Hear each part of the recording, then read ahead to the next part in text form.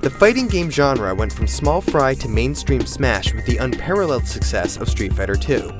Offering a host of different characters with different fighting styles, Street Fighter II dominated the arcade scene of the early 90s. After releasing a whole army of follow-up versions both in arcades and consoles, publisher Capcom found that they all made an amazing profit too. Assuming that they could put out anything, call it Street Fighter, and make money, Capcom unleashed a torrent of games in the franchise and then followed them each up with newer versions. By the early 2000s, the Alpha Series, EX Series, and 3 Series and their infinite iterations had drowned the very genre Street Fighter had popularized in the first place. So for most of that decade, Capcom simply let the franchise alone. But at last, the time came to bring the franchise back for one more round.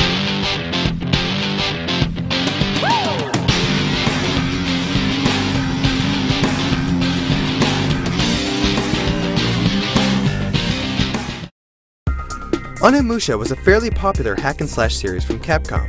In 2006, the fourth game in this series, Dawn of Dreams, was slated to release.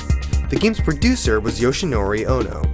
An avid Street Fighter fan, Ono decided to add in costumes from that franchise as bonus content for the Onimusha game.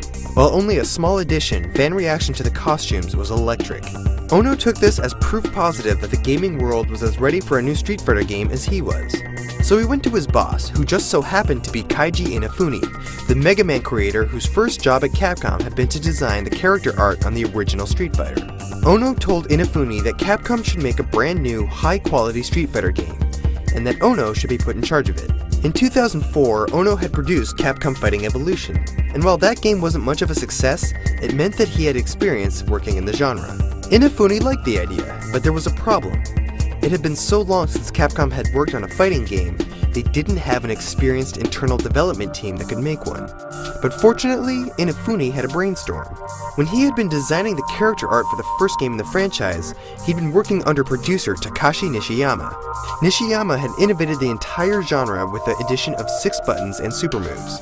After leaving Capcom for SNK, Nishiyama had then moved on to start his own company, DIMPS. What if Capcom partnered with DIMPS to make the next Street Fighter game, thus combining some of the original team with new blood like Ono? Capcom agreed to Inafune's idea, and so did DIMPS.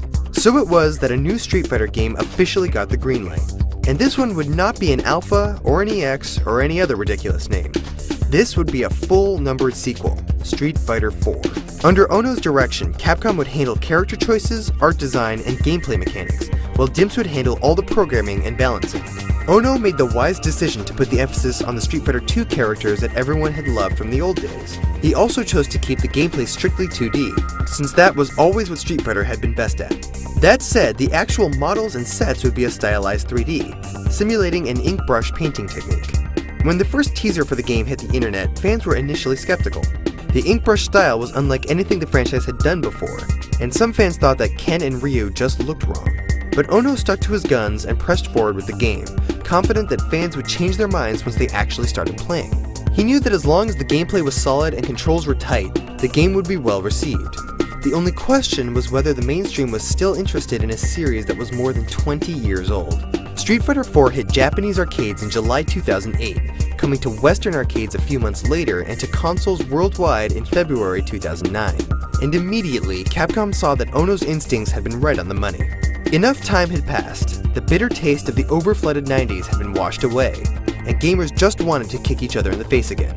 Fans new and old were delighted to see all 12 of the original Street Fighter II characters again, plus a few alpha veterans and new contenders.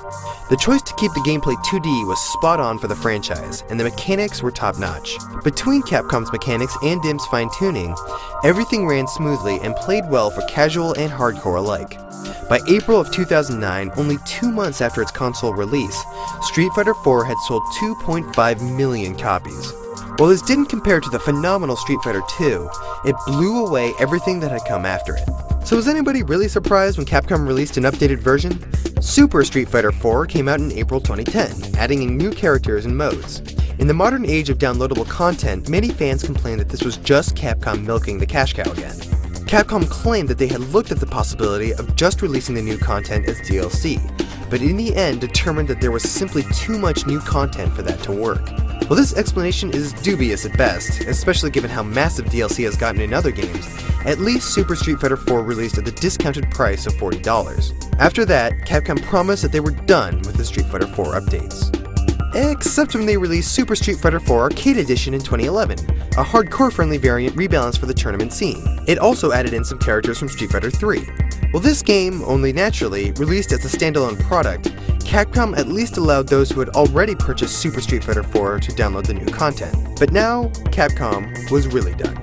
All told, Street Fighter 4 has proven to be a great commercial success. To date, the console versions of the main game have sold 3.1 million units. The console version of Super Street Fighter 4 has sold 1.8 million units, and the 3DS port has sold 1.1 million units. The first 3DS game to clear the 1 million mark. It proved to Capcom once and for all that fighting games weren't dead. Sure enough, the Versus franchise was brought back to life with 2011's Marvel vs. Capcom 3 Fate of Two Worlds, which of course was updated into Ultimate Marvel vs. Capcom 3 in the same year. Some things never change.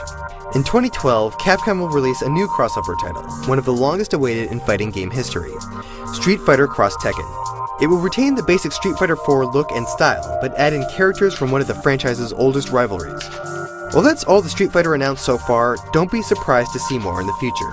The franchise is undergoing a period of resurgent popularity, and if Capcom can rein themselves in and not flood the market, it could last for quite a while. To date, the Street Fighter franchise has sold an incredible 32 million units on consoles, in addition to over 500,000 arcade cabinets. It is easily one of the most iconic and recognizable brands in the medium, in particular Street Fighter 2. And while it can rightly be criticized for overdoing itself with far too many games, when Street Fighter gets it right, it can KO any new challenger.